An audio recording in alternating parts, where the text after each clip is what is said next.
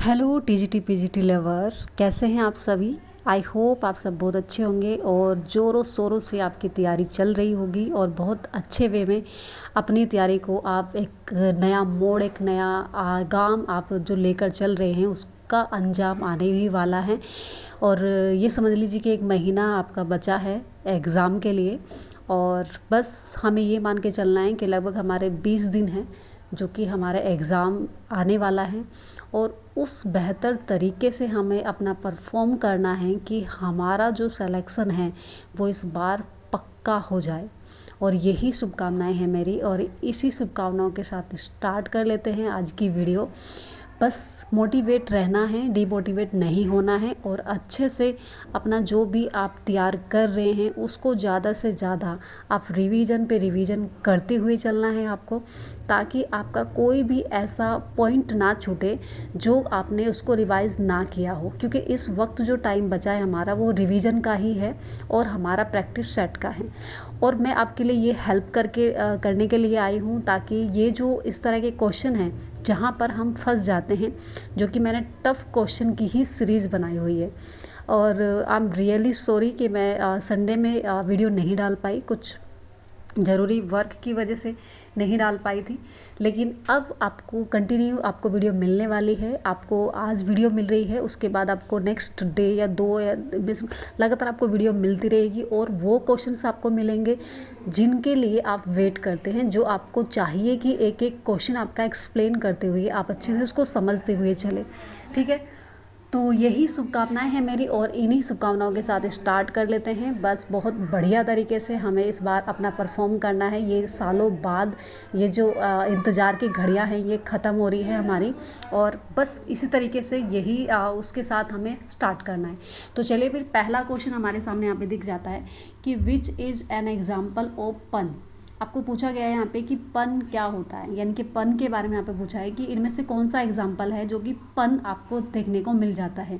ठीक है, पहला ऑप्शन है यहाँ पे the boy was as first as lighting, या फिर the fly light like an arrow fruit like a banana, या फिर यहाँ पे नेक्स्ट आपका ऑप्शन है यहाँ पे to err is human to forgive is divine, या फिर he is a great leader. तो यहाँ पे जो हमारा आंसर हो जाएगा क्या हो जाएगा, यानी कि टाइम फ्लाइज लाइक अ एरो, यानी कि एक टाइम क्या है, एक एरो की तरह है, फ्रूट लाइक ए बनाना। यानी कि अगर हम बात करें कि जो आपका जो पन होता है अ फॉर्म ऑफ जो कि वर्ड प्ले होता है that use term with similar और आइडेंटिकल साउंड और स्पेलिंग और हॉमर्स इफेक्ट जो आपको डालता है उसे हम क्या कहते हैं, पन कहते हैं। ठीक है, तो ये आपको ध्यान रखना है कि पन किसको कहते हैं, डेफिनेशन भी आपको तैयार कर लेनी है। नेक्स्ट क्वेश्चन है हमारे पास कि I wandered lonely as a cloud what does the poet compare the daffodils to. यानी कि आपको बताना है ये जो लाइन यहाँ पे दी गई है आपको, ये जो लाइन ली गई है यहाँ पे कंपेयर द डैफोडिल्स को किस चीज़ से कंपेयर किया गया है। आपके ऑप्शन यहाँ पे देखने को मिल जाते हैं, a group of birds in flight, the stars in the milky way, the ocean waves, या फिर यहाँ पे नेक्स्ट है कि a host of golden daffodils. ध्यान रखिएगा कि गोल्डन डैफोडिल्स को समझकर ये ऑप्शन मत चुन लीजिएगा कि आपको लगे कि भाई इसका जो आंसर रहेगा वो आपका क्या हो जाएगा, गोल्डन डैफोडिल्स होगा। नहीं, बिल्कुल नहीं, क्योंकि यहाँ पे डैफोडिल्स को कंपेयर करने की बात की गई है। ये नहीं पूछा गया कि डैफोडिल्स को उसने क्या कहा है, गोल्डन डैफोडिल्स कहा है। लेकिन यहाँ पे जो कंपेयर किया गया है the star in the milky way से, यानी कि स्टार मिल्की वे से डैफोडिल्स को कंपेयर किया गया है। तो ये इस तरह से यहाँ पे क्वेश्चन आपको देखने को मिल जाता है। तो ये ध्यान रखें कि इस तरह के क्वेश्चंस भी वो हमें मिल सकते हैं जो कि हमें फंसाने के लिए वो डाल सकते हैं। तो बहुत ही आसान तरीके से वो क्वेश्चन दिया है, लेकिन इस तरीके से दे दिया है कि हम कई बार फंस जाते हैं। ठीक है, तो उसको देखते हुए चले ज़रूर।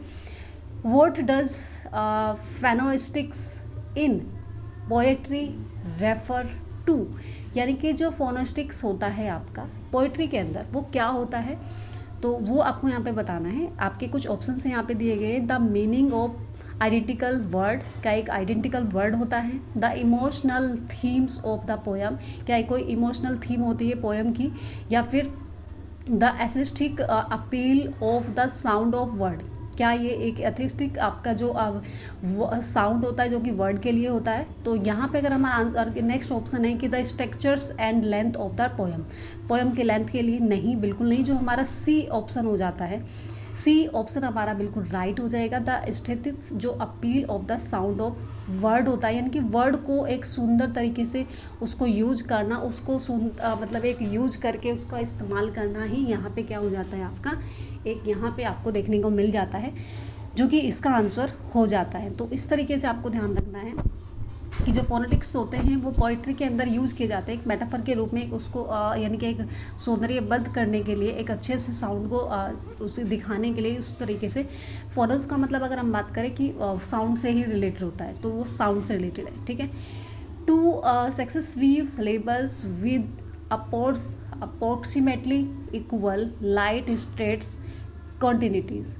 आपको यहाँ पे बताना है कि जो आपका अगर एक सिलेबल की बात करें यहाँ पे, जिसमें 2 सिलेबल आपको देखने को मिलेंगे, और विद अप्रोक्सीमेटली अगर हम बात करें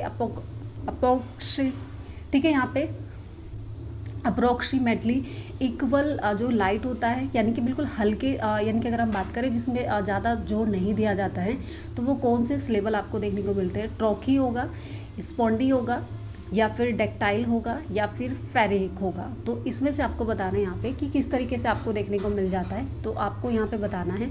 तो उसमें जो 2 सिलेबल होगा जो कि आपको देखने को मिल जाएगा, लेकिन जो लाइट स्ट्रिक्स होगा, यानी कि जिसमें कोई मतलब हल्के स्ट्रिक्स होगा, जैसे कोई शब्द आपको बोला जाता है तो उसमें ज़्यादा जोर लगाने की ज़रूरत नहीं होती है। तो इसका जो आंसर हो जाएगा वो आपका क्या हो जाएगा? देखो, अगर हम ट्रॉकी की बात करें, ट्रॉकी की अगर हम बात करें तो उसमें आपका स्ट्रेट एंड अनस्ट्रेट 2 सिलेबल होते हैं, लेकिन एक स्ट्रेट होता है और एक अनस्ट्रेट होता है।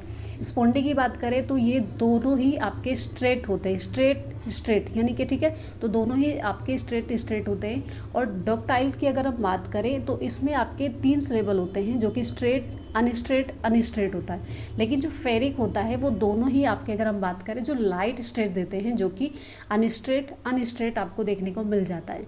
तो इस तरीके से इस क्वेश्चन का आंसर आप यहाँ पे दे सकते हैं।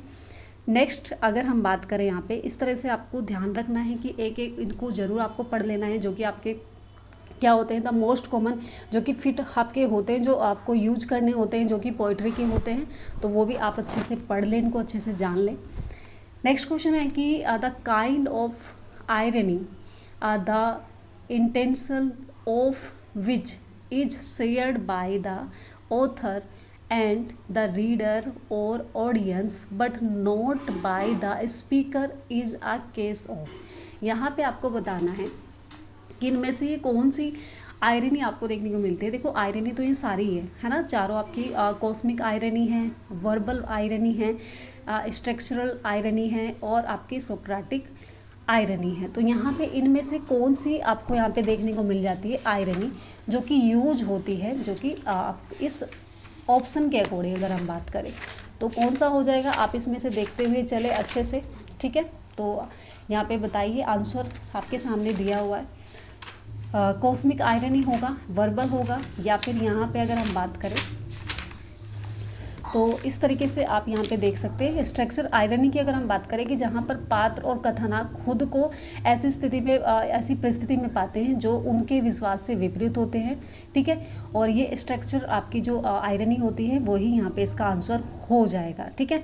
और जो कॉस्मिक आयरनी होती है, जहाँ यानी कि भाग्य, यानी कि फैट, और इसके बारे में भाग्य और ब्रह्मांड यानी कि विडम्बना पूर्वक चीज़ों को दिखाया जाता है, वो आपकी क्या हो जाती है यहाँ पे आपकी जो की होती है, यानी कि कॉस्मिक आयरनी होती है। वर्बल आयरनी कैसी होती है? जब किसी यानी कि अगर हम बात करें किसी बात का साप्ताहिक अर्थ हो, या फिर अर्थ कुछ और होता है, वास्तविक अर्थ कुछ और होता है, ठीक है। चलिए नेक्स्ट अगर हम बात करें कि how bestly women are to each other, where does this line appear. ये जो लाइन आपको तो सामने यहाँ पे देखने को मिल रही है, ये लाइन पूछा गया आपसे कि ये कहाँ से ली गई है ना। तो किस उस प्ले में आपको देखने को मिलते हैं। हालांकि देखो, ये चारों ही, ये जो 3 यहाँ पे दिए गए, तीनों ही आपके प्ले है। अगर हम पहले की बात करें तो द स्क्रीन गेम, मैंने आपको पहले भी बताया था, पहले क्वेश्चंस में भी आया था, जो कि 1920 में यहाँ पे अगर हम बात करें पब्लिश किया गया था, ठीक है। तो 1920 में किया गया था। द रूप की अगर हम बात करें तो ये 19 आपकी 1929 में हुआ था। और अगर हम बात करें विंडोज़ का, जो इसका आंसर भी है 1922 में आपको देखने को मिल जाता है। तो इसी की ये लाइन आपके सामने यहाँ पे देखने को मिली है, ठीक है। तो ये लाइन इसमें आपको ध्यान रखना है। आपको इसी तरीके से जो भी इम्पोर्टेंट आपके कोट्स है जो कि जिसने बोले हैं, इस तरह से वो चीज़ों को भी आपको देखते हुए चलना है, जो कि आपके लिए बहुत इंपॉर्टेंट है, ठीक है। तो इन चीज़ को ध्यान रखें हम, और ये भी ध्यान रखें ये आपकी प्ले है, नॉवेल है, या फिर जो भी है, ठीक है। नेक्स्ट पूछा है कि जो कि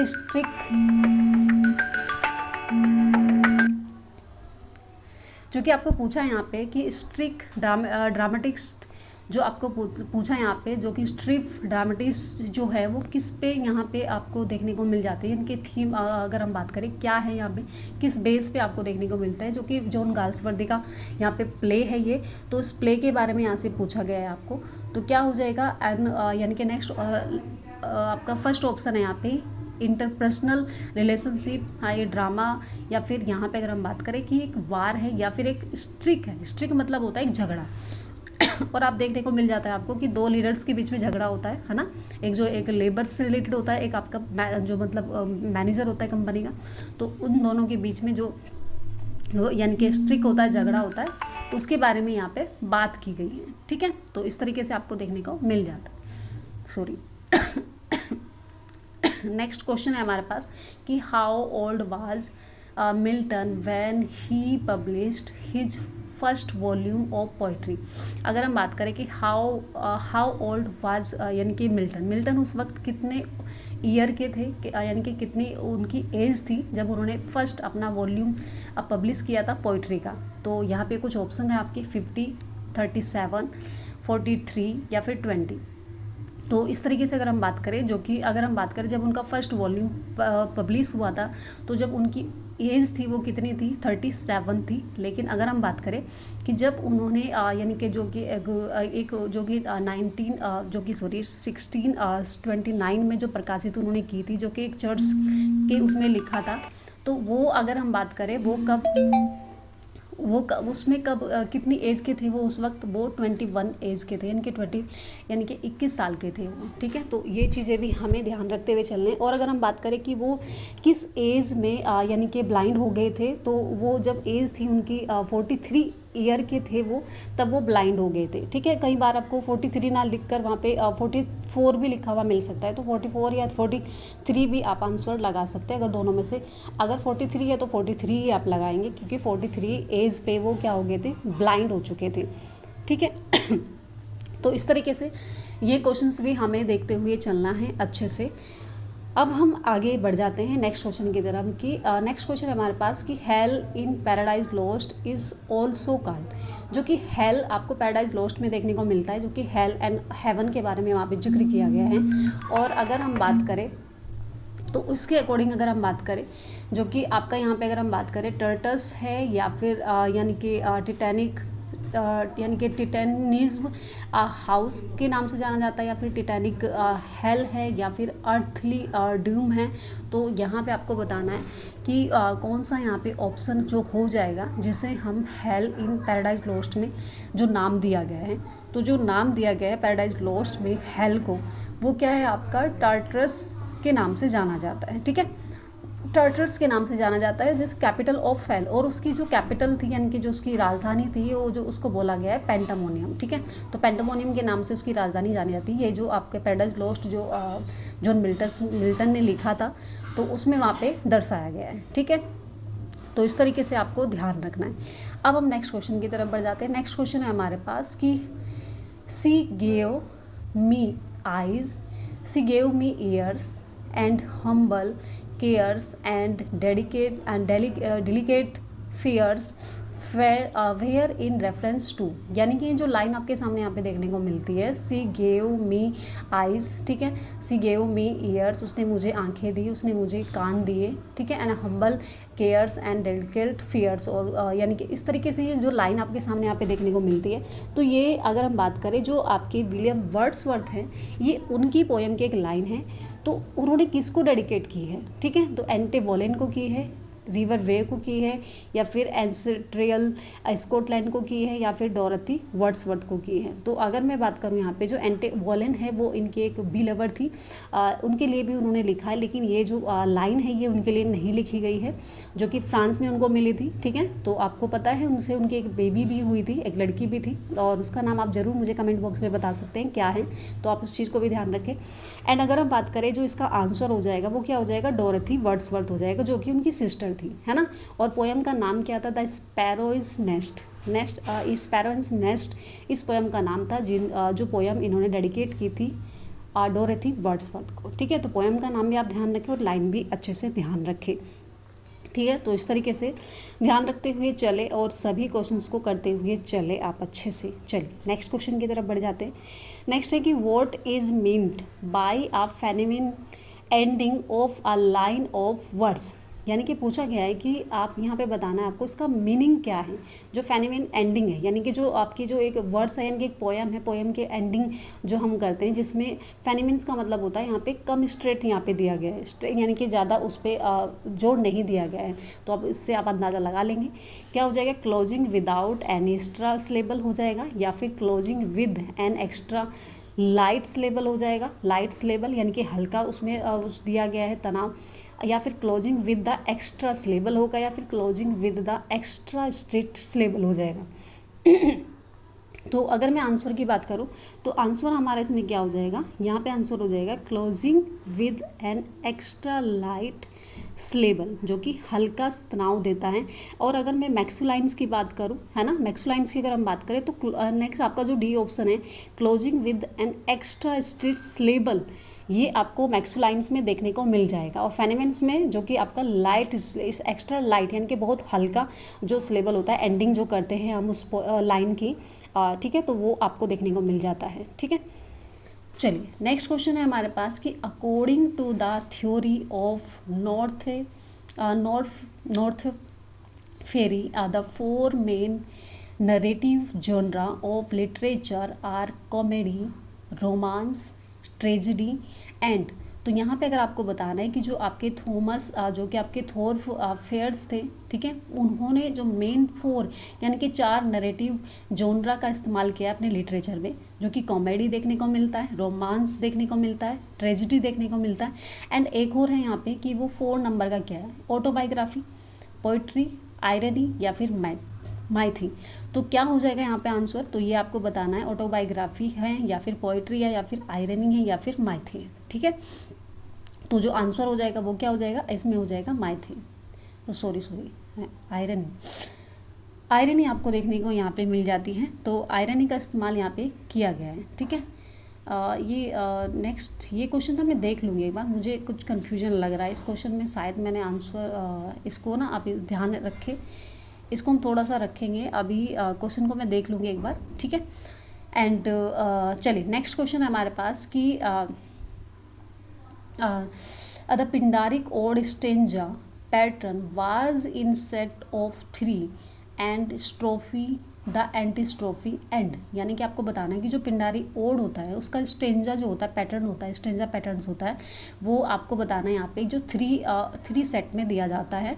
तो उसमें एक तो होता है स्टार्टिंग का स्ट्रोफी, दूसरा होता है एंटीस्ट्रोफी, तो तीसरा पूछा यहाँ पे कि तीसरा क्या सिलेबल होगा यहाँ पे, तो द ट्रॉफी होगा या फिर इंटरलूड होगा या फिर एंटीपोडी होगा, एंटीपोडी या फिर इपोडी होगा। तो आंसर क्या हो जाएगा यहाँ पे, इपोडी। ठीक है, सबसे पहले स्ट्रोफी, फिर उसके बाद एंटीस्ट्रोफी एंड उसके बाद इपोडी आपको देखने को मिल जाता है। तो ये एक पिंडारी जो ओड होता है उसका यानी कि एक पैटर्न होता है, जो कि आपके विलियम वर्ड्सवर्थ इसका ज़्यादा इस्तेमाल करते हैं। एंटीमेशंस ऑफ ओड में, ओड ऑफ एंटीमेशन में उन्होंने इसका इस्तेमाल किया है। ठीक है, तो ये आपको देखने को वहाँ पे मिल जाता है। तो आई होप ये क्वेश्चंस भी आपको अच्छे से आपको समझ आया होगा। अब हम नेक्स्ट क्वेश्चन की तरफ बढ़ जाते हैं, जो कि हमारा नेक्स्ट क्वेश्चन यहाँ पे देखने को मिल जाता है। नेक्स्ट क्वेश्चन भी आप देखते हुए अच्छे से चले। चलिए नेक्स्ट क्वेश्चन है हमारे पास कि अब हम बात करें women killed with kindness, this title is an instance of, यानी कि आपको ये बताना है यहाँ पे कि जो आपका एक, अगर हम बात करें वोमेन किल्ड, जो कि एक हत्या की वोमेन की, और विद काइंडनेस यानी कि दयापूर्वक। ऐसा कभी हो सकता है कि किसी की हत्या कर दी और एक दयापूर्वक, दया के भाव से की हो, काइंडनेस की तरफ से की तरह की गई।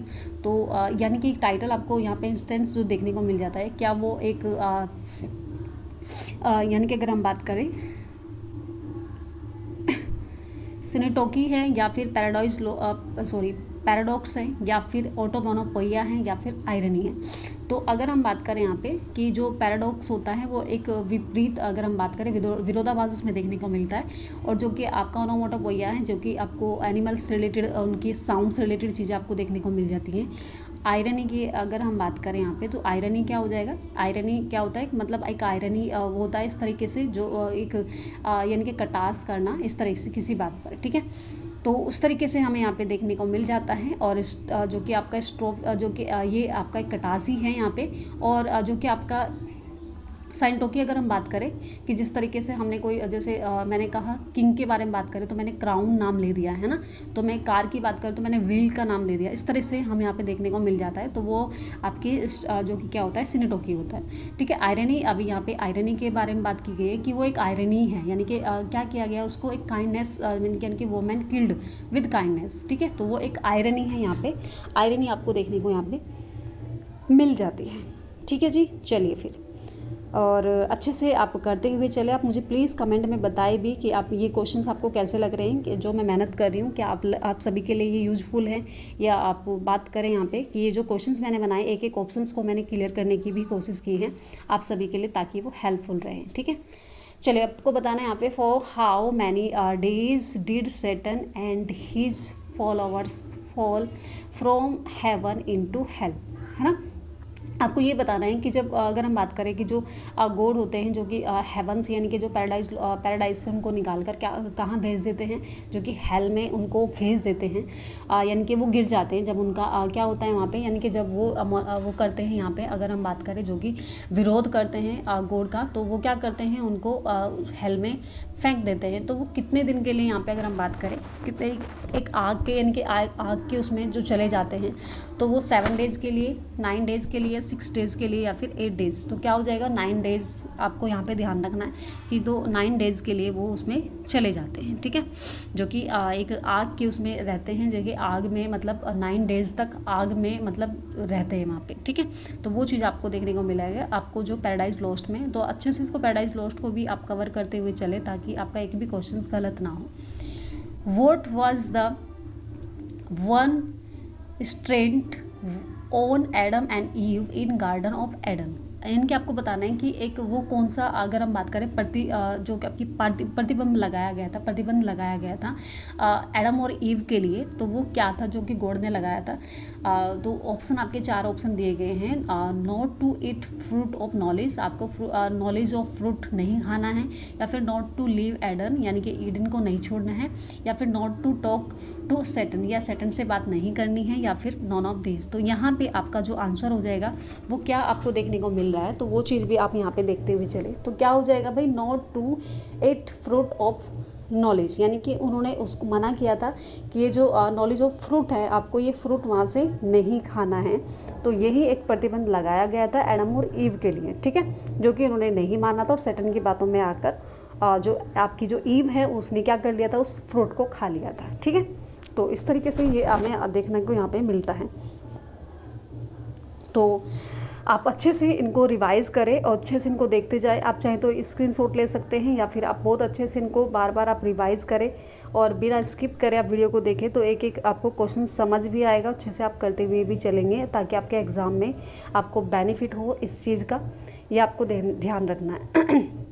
नेक्स्ट ऑप्शन है कि which English literary critic wrote his essays The Wheel of Fire on Shakespeare drama, यानी कि आपको यहाँ पे बताना है कि इंग्लिश जो आपके इंग्लिश लिटरेरी है, जो कि आपका क्रिटिक करते हैं, रोड ऑफ एक ऐसे में लिखते हैं the wheel of fire on Shakespeare drama के लिए, तो वो कौन है, ठीक है। तो कौन लिखते हैं यहाँ पे, तो थॉमस नास है, थॉमस नास, या फिर अगर हम बात करें थॉमस अपटन है या फिर G.R. विल्सन नाइट है यानी कि जॉर्ज रिचार्ड विल्सन नाइट है या फिर थॉमस टेकर है। तो क्या हो जाएगा यहाँ पे आंसर, तो वो आपको आंसर यहाँ पे बताना है, जो कि क्रिटिक आपके देखने को मिल जाते हैं कि which English literary critic wrote his essays में वो लिखते हैं इस बात को, ठीक है। तो the wheel of fire of William Shakespeare drama, तो ये कौन थे आपके G.R.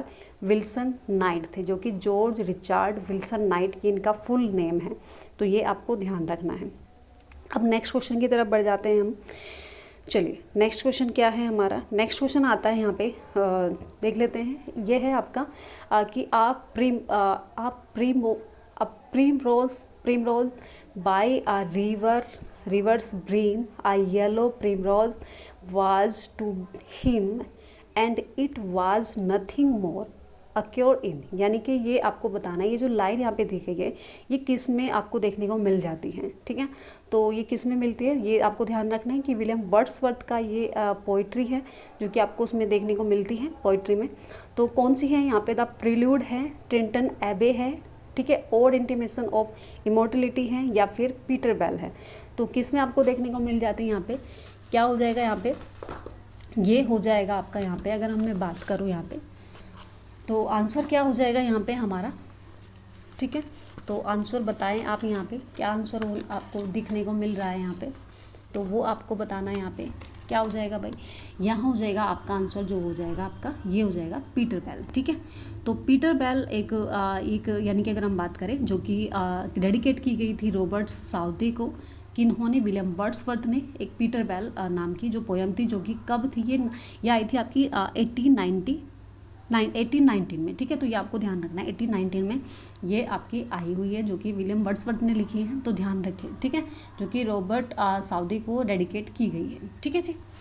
चलिए नेक्स्ट क्वेश्चन है हमारे पास कि गाल्सवर्दी फेमस प्ले, जो गाल्सवर्दी का फेमस प्ले है the silver box deals with the tranquillity of, यानी कि अगर हम बात करें द सिल्वर बॉक्स की जो डील करती है विद ट्रिंक्वेलिटी क्या है, पावर है, लेबर के रूप में, लेबर को दिखाता है यहाँ पे, या फिर जस्टिस की बात करते हैं हम, या फिर मनी डिवाइजन्स की बात करते हैं हम, ठीक है, डिवीजन की बात करते हैं। तो यहाँ पे द सिल्वर बॉक्स की अगर हम बात करें, जो कि एक सिल्वर बॉक्स होता है, जो कि एक अननोन लेडी के पर्स में मतलब होता है, जो कि एक मतलब वो चुरा लेता है, जो उसका कैरेक्टर होता है, यानी कि तो ये आपको देखने को यहाँ पे मिलता है। तो यहाँ पे क्या हो जाता है, क्या देखने को मिलता है आपको, यहाँ पे एक जस्टिस, जो कि अगर हम बात करें एक जस्टिस जो हो, जस्टिस यहाँ पे देखने को मिलता है, जो कि इनजस्टिस हमें यहाँ पे देखने को मिलता है, तो उसके बारे में यहाँ पे देखने को मिलता है। तो आंसर हो जाएगा जस्टिस, ठीक है। तो जस्टिस मतलब एक सही नहीं दिखाया जाता, तो उसी चीज़ को यहाँ पे बताया गया है, ठीक है, कि जो जस्टिस होता है वो सबके लिए समान होना चाहिए।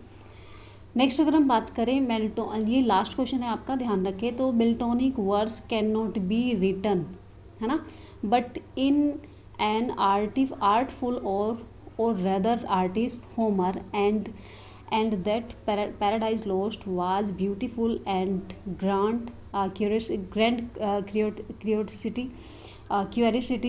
who explained it। ये किसने एक्सप्लेन किया है यहाँ पे, कि जो आपको अगर हम बात करें कि पैराडाइज लॉस्ट के बारे में जो कहता है, जो मतलब इतने ब्यूटीफुल तरीके से उसको यानी कि रिप्रेजेंट किया है, तो मिल्टोनिक वर्ड्स में, यानी कि कैन नॉट रिटन बट, जो कि उसके बारे में यहाँ पे बताया गया है, जो पैराडाइज लॉस्ट के बारे में लिखा है, मिल्टन के बारे में।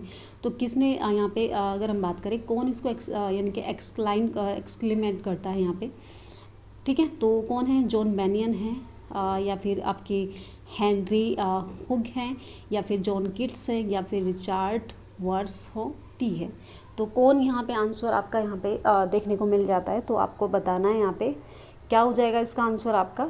ये आपको 4 ऑप्शन आपको देखे हैं यहाँ पे, तो आंसर हो जाएगा आपका जॉन किट्स है, जो कि क्योंकि एक्सक्लाइमेंट करते हैं, उसको बताते हैं एक्सक्लाइमेंट, और जो कि Miltonic words can not be written but in the artful of the rather artist Homer, ठीक है, ये पैराडाइज लॉस्ट के बारे में वो बोलते हैं, ठीक है।